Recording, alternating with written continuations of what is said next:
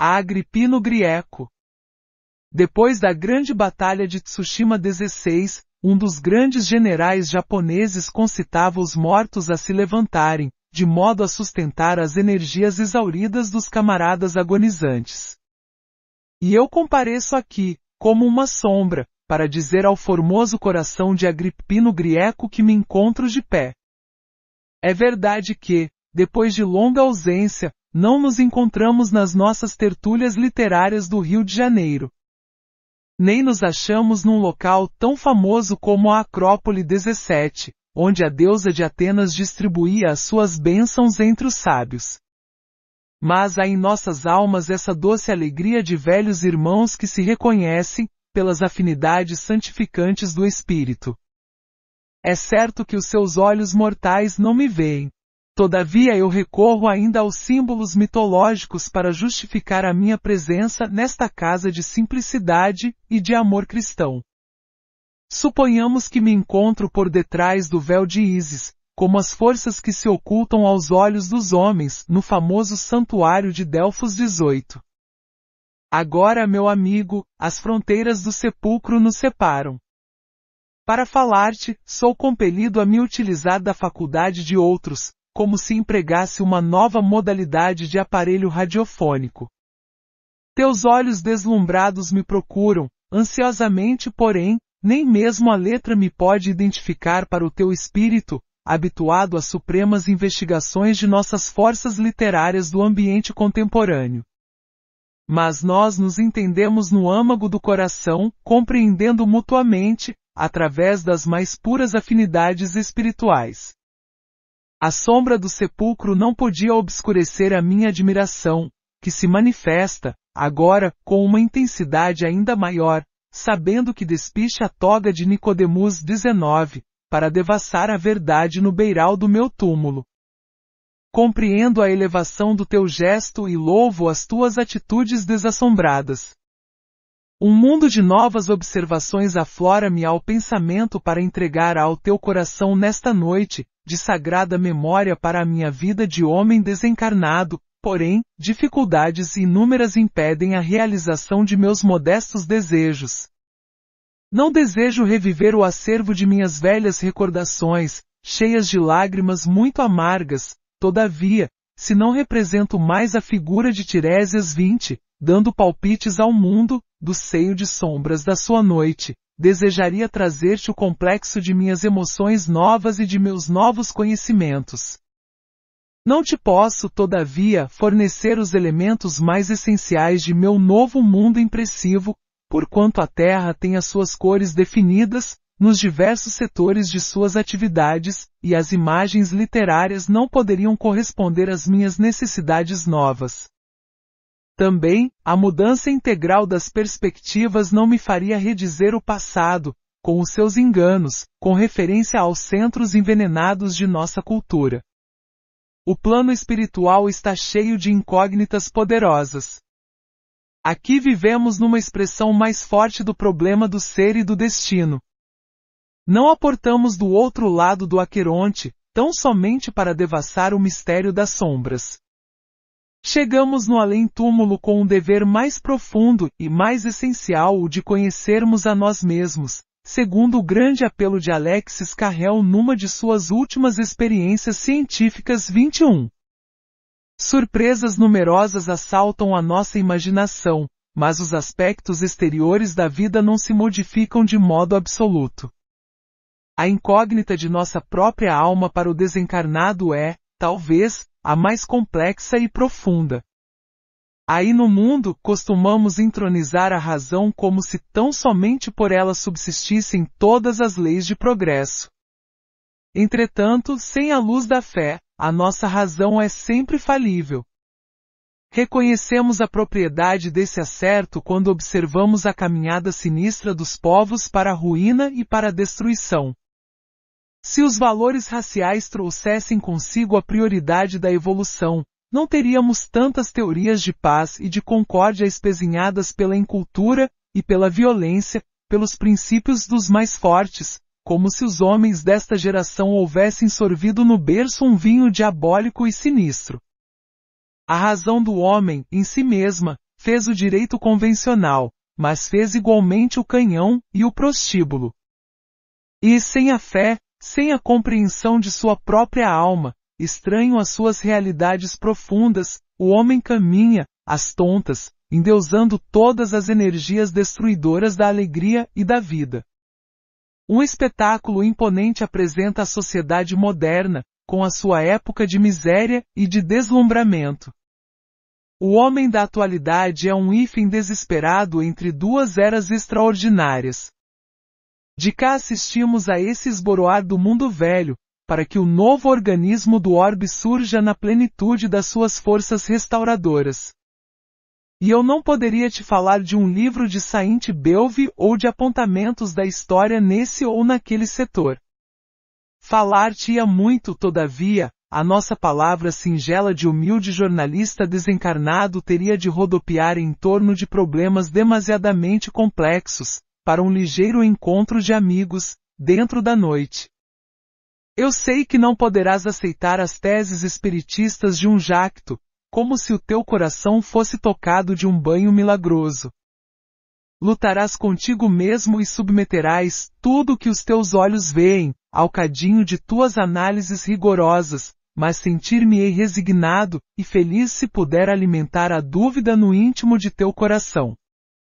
A dúvida, como já o disse alguém no mundo, é o túmulo da certeza.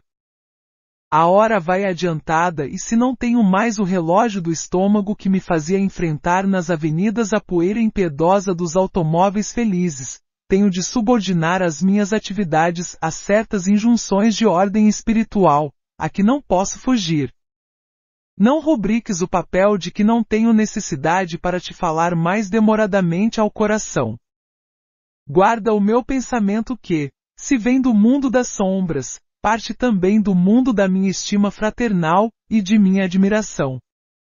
Que o teu barco seja conduzido a melhores portos no domínio da cultura espiritual, de modo a valorizares, ainda mais, os teus valores intelectivos, são os votos de um irmão das letras, que, apesar de morto para o mundo, faz questão de viver com a lembrança de teu pensamento e de tua afeição.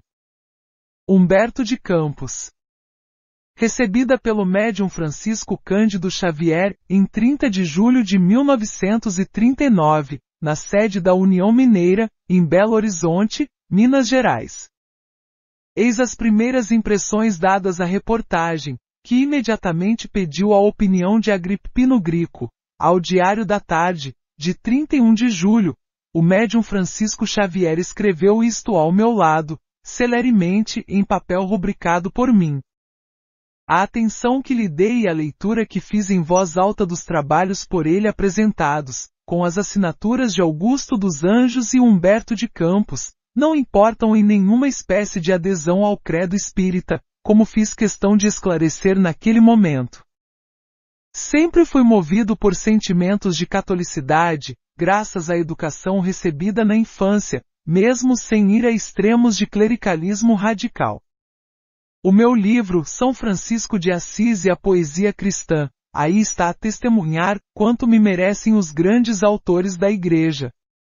Mas o certo é que, como crítico literário, não pude deixar de impressionar-me com o que realmente existe do pensamento e da forma daqueles dois autores patrícios, nos versos de um, e na prosa de outro. Se é mistificação, parece-me muito bem conduzida. Tendo lido as paródias de Albert Sorel, Paul Reboux e Charles Miller, julgo ser difícil, isso o digo com a maior lealdade, levar tão longe a técnica do pastiche. De qualquer modo, o assunto exige estudos mais detalhados, a que não me posso dar agora, nesta visita um tanto apressada à formosa terra de Minas. Ao Diário Mercantil de 5 de agosto, o assunto é complexo, requer uma série grande de coeficientes de ordem religiosa, intelectual, literária, etc., sob a ação dos quais deve ser analisado, mas, assim mesmo, nunca deixa de ser interessante. Tive, já, ocasião de externar a minha maneira de encará-lo, ao me entrevistar com um representante dos Diários Associados, na capital do estado, quando disse textualmente o que o Diário Mercantil, em serviço telefônico, divulgou em edição do dia 2 do corrente. Assim, nada tenho mais a acrescentar senão repetir algumas palavras sobre a profunda emoção que me assaltou ao ler as referências da mensagem de Chico Xavier feitas a mim e atribuídas a Humberto de Campos. Íntimos, num contato cordial e literário constante, ambos críticos, ambos homens de letras, era natural que entre mim e Humberto existisse uma amizade intensa e mútua. Agora, anos após sua morte, eis que me é dado encontrar-lhe novamente as ideias e o estilo, e da maneira extraordinária por que o foi. Com isso, não afirmo coisa alguma. Apenas transmito minha primeira impressão, que continua a mesma. Não discuto o modo por que foi obtido o original subscrito por Humberto. Imitação? Pastiche? Mistificação? Não nos reportemos apenas a isso. O que não me deixou dúvidas, sob o ponto de vista literário, foi a constatação fácil da linguagem inconfundível de Humberto na página que li.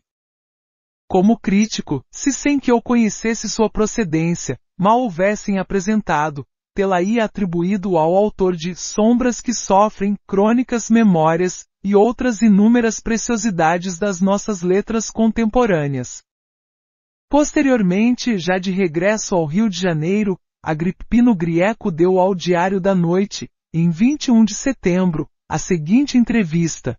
Pouco tenho a acrescentar ao que os diários associados divulgaram, aliás numa reportagem brilhante e variada, sobre o meu encontro póstumo com a literatura de Humberto de Campos. Estava eu em Belo Horizonte, e por mero acidente, acabei indo assistir a uma sessão espírita. Ali, falaram em levar-me à estação de Pedro Leopoldo para ver trabalhar o médium Chico Xavier. Mas, já havendo tantas complicações no plano terrestre, quis furtar-me a outras tantas do plano astral, e lá não fui. Resultado: Chico Xavier resolveu vir a Belo Horizonte. O crítico inspeciona o médium. E prossegue. Na noite marcada para o nosso encontro, fui, em vez de ir ao sítio aprazado, jantar tranquilamente num restaurante onde não costumava fazer refeições e onde não sei como conseguiram descobrir-me. Mas o caso é que me descobriram junto a um frango com ervilhas e me conduziram à agremiação onde havia profitentes e curiosos reunidos em minha intenção. Salão repleto, uma das grandes noites do kardecismo local. Aboletei-me à mesa da diretoria, junto ao Chico, que não me deu, assim inspecionado sumariamente, a impressão de nenhuma inteligência fora do comum. Um mestiço magro, mião de altura, com os cabelos bastante crespos e uma ligeira mancha esbranquiçada num dos olhos. Escreveu com uma celeridade espantosa. A seguir o senhor. Grieco descreve, sem esconder a grande impressão que o domina ainda, o fenômeno que presenciou. Nisto, o orientador dos trabalhos pediu-me que rubricasse 20 folhas de papel, destinadas à escrita do médium. Tratava-se de afastar qualquer suspeita de substituição de texto.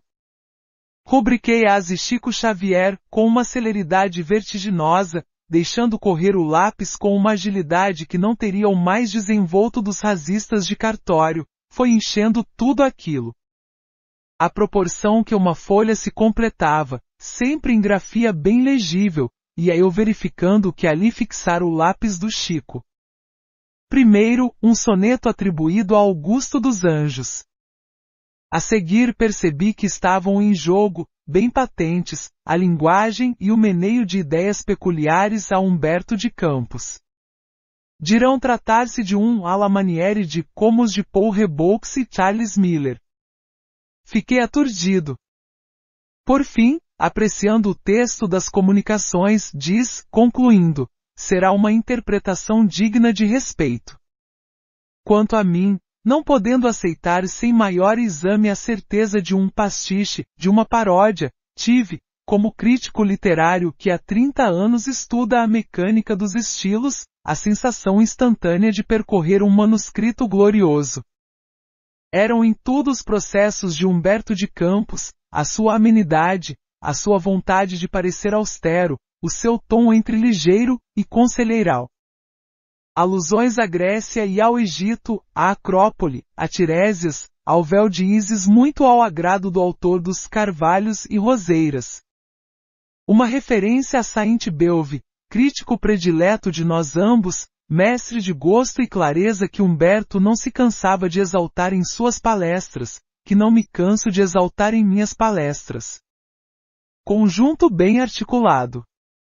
Uma crônica, em suma, que, dada a ler a qualquer leitor de mediana instrução, logo lhe arrancaria este comentário: é Humberto puro. Fiquei naturalmente aturdido. Depois disso, muitos dias decorreram e não sei como elucidar o caso. Fenômeno nervoso? Intervenção extra-humana? Faltam-me estudos especializados para concluir. Além do mais, recebi educação católica, e sou um entusiasta dos gênios e heróis que tanto prestígio asseguram à religião que produziu um Santo Antônio de Pádua e um Bossuet. Meu livro São Francisco de Assis e a Poesia Cristã, aí se encontra, a testemunhar quanto venero a ética e a estética da Igreja. Mas repito com a maior lealdade a mensagem subscrita por Humberto de Campos profundamente me impressionou.